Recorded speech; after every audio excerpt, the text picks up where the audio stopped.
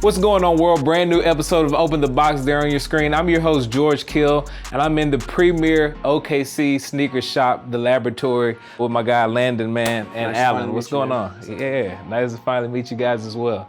Now, before we get into everything, the OKC sneaker culture, tell me about it. There's a market for it, but we didn't know how big it was until we finally opened the store, you know? So there were sneaker events that would come to town and a lot of people would go. So we knew that there was definitely potential here, but not like in other cities like LA, New York. And so we knew that when we opened, but after we opened, we had a lot of people, way more than we expected were into it. So how did you guys start? We opened up in October of 2016. And so the summer before that, we were told initially like, hey, the store is not gonna be done until next March. Because this store was just part of the parking garage and it was built for us. We initially were gonna get a store down the street that was already built and we were just gonna put stuff in it. And then this location opened up and they said, hey, we can build it for you. So we're like, yeah, for sure. A couple weeks went by and they said, hey, it's gonna be done in September, a lot sooner than we expected. And so we had no inventory at all when we heard that. And so that summer, that May through August, we went through like every sneaker con, every sneaker event. We made banners that said The Laboratory, buying only. And we would go there with cash in hand and literally just sit at the table and just start buying and buying and buying. We were buying shoes and clothing and everything, trying to get our inventory up.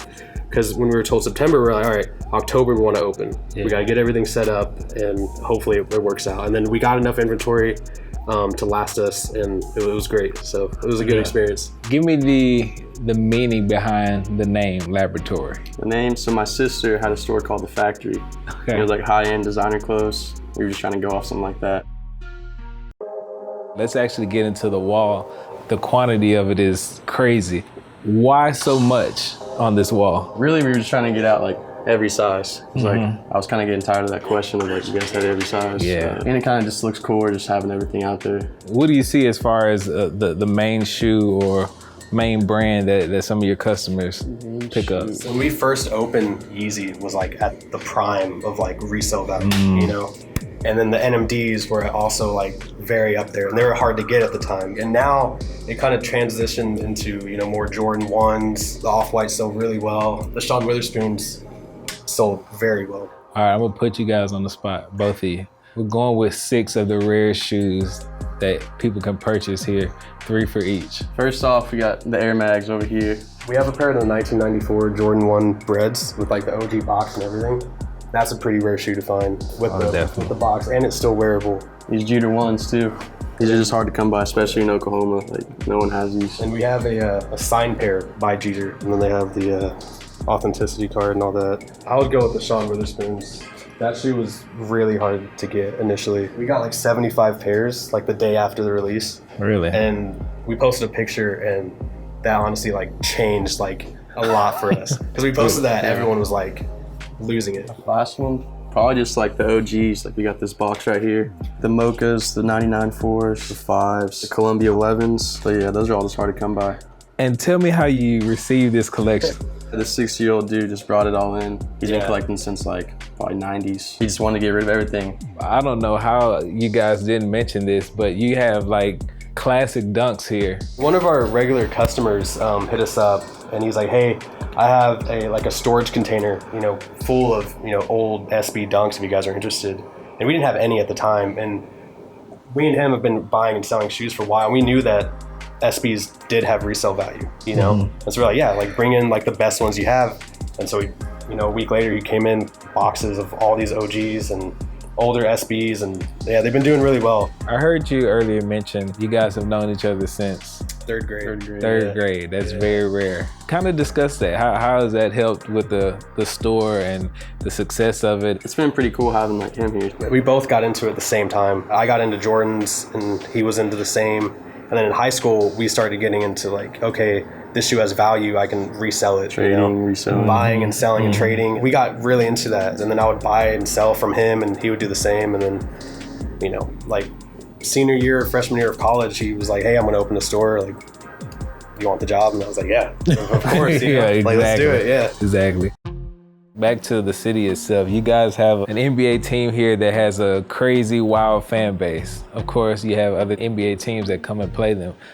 Who has come through the laboratory? First NBA player was Nick Young, and that was when he was on the Lakers. And he originally stopped by his sister's store, which was down the street. They referred him to us, and he came in and he bought a Supreme beanie.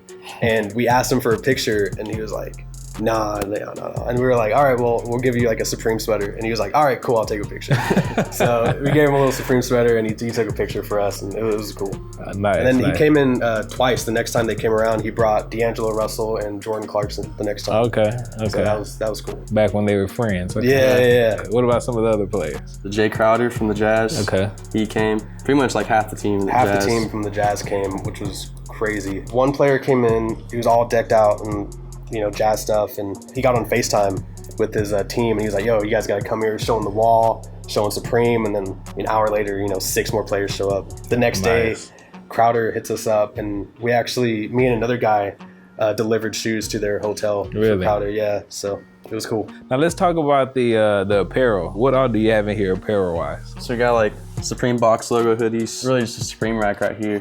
And then right over here we got like the V-Lone, the Guess, and then like Bape. Over here it's just a bunch of random brands. Palace, Kith, really just like hyped up brands that kind of fit in. And then we got like a little vintage rack back over here. Bear Bricks. Yeah. Little ones we got from Tokyo. We got Tokyo every few months to get Bape. Most of these are just like consigned by one guy, a huge collector. Yeah. And he's been selling them, so he just keeps bringing them through. Now, I'm gonna put a big pause before I say this. When I first got here, I went to the bathroom. Their bathroom is very unique. So basically it's a bunch of like hip hop artists, older hip hop artists from the 90s. And then we got like some athletes, Kobe, Michael Jordan. What are some of your favorite? Probably like the Baby, the Biggie. Basically we were opening up a vintage store like a year ago, and that didn't end up falling through. So we had a stack of all these vintage posters that we were gonna put up, and they were just sitting around. So we honestly just put them up in the bathroom. Yeah. And like the people that try on clothes in here, they're always like complimenting on it, and it's kind of weird. But yeah. Oklahoma City has definitely expanded as far as like hip hop goes. A lot of hip hop artists are starting to come to OKC, which like didn't. So like Travis Scott came, and Post Malone and Vince Staples all performed here, and that is really helping us out. Yeah. Playboy Cardi, he came through, and all the box logos we had, he bought. ASAP Lou, they were together. And Stally came through. Smoke Pert. Ray J recently came through. Oh, no. Cashed out as well. From the beginning to now, how have you seen this store, how have you seen business just change? Really just like foot traffic is crazy recently.